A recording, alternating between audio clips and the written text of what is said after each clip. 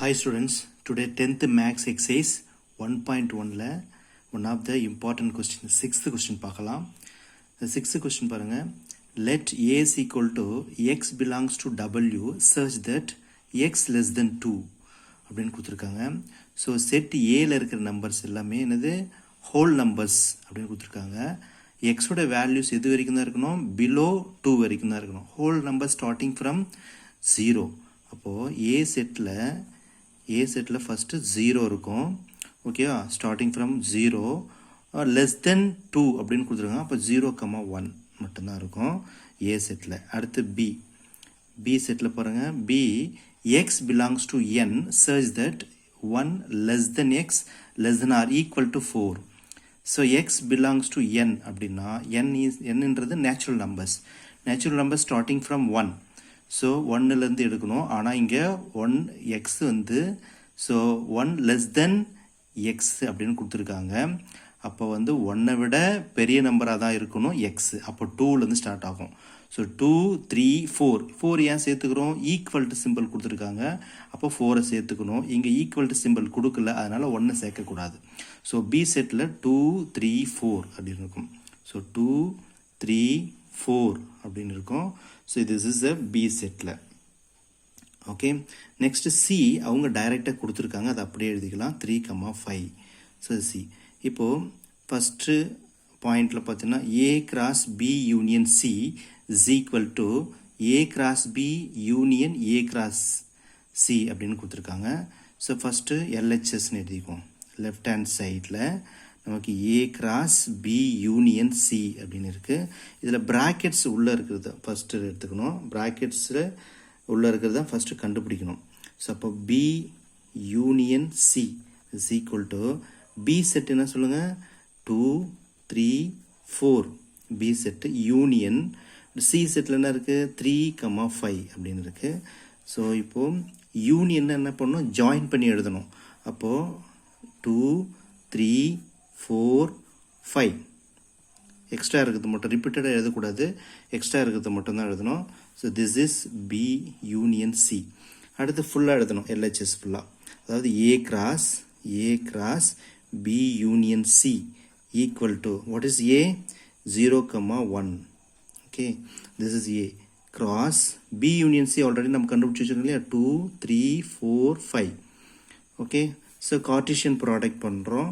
So இதை வந்து பார்த்தீங்கன்னா ஃபஸ்ட்டு 0,2, 0,2, அப்புறம் 0,3, 0,3, அப்புறம் 0,4, 0,4, அப்புறம் 0,5.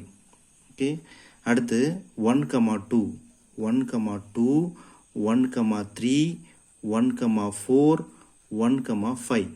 Okay, this is the Cartesian product. So LHS, this is equation number 1 அப்படின்னு வச்சுக்கோங்க. அடுத்தது ஆர்ஹெச்எஸ் ஃபுல்லாக எழுதுகிறேன். ஆர்ஹெச்எஸ் ஈக்குவல் டு ஆர்ஹெச்எஸில் பாருங்கள், ஆர்ஹெச்எஸ் என்ன இருக்குது, A cross B union A cross C அப்படின்னு இருக்குது. ஸோ இதில் ப்ராக்கெட்ஸுக்குள்ளே தான் ஃபஸ்ட்டு கண்டுபிடிக்கணும் இல்லையா. அப்போ ஏ கிராஸ் பியை ஃபஸ்ட்டு கண்டுபிடிச்சிடணும். So A cross B is equal to what is A, 0,1. This is A set cross B செட்டில் பாருங்கள். பியிலேருந்து 2, 3, 4 இருக்குது. 2, 3, 4 இருக்குது. ஸோ இது வந்து கார்ட்டீசியன் ப்ராடக்ட் பண்ணுறோம். ஸோ இதுலேயும் 0,2, 0,3. ஸோ 0,2, 0,3, 0,4. ஸோ 0,4. அடுத்து 1, 1,2, 1,3, next 1,4. okay, this is the Cartesian product for A cross B. Next A cross C கண்டுபிடிக்கணும்.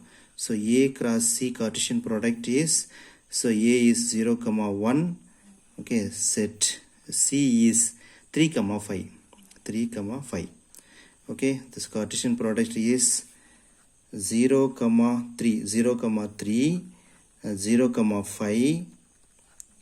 next அப்படி ஒரே லைனில் எது இல்லாமல் 1,3 அப்புறம் 1,5. This is A cross C. இப்போது நம்ம ஆர்ஹெச்எஸ் பாருங்கள். ஆர்ஹெச்எஸில் ஏ கிராஸ், அதாவது A cross B union A cross C அப்படின்னு கொடுத்துருக்காங்க. ஸோ யூனியனை என்ன பண்ணணும், ஜாயின் பண்ணி தான் எழுதணும் இல்லையா.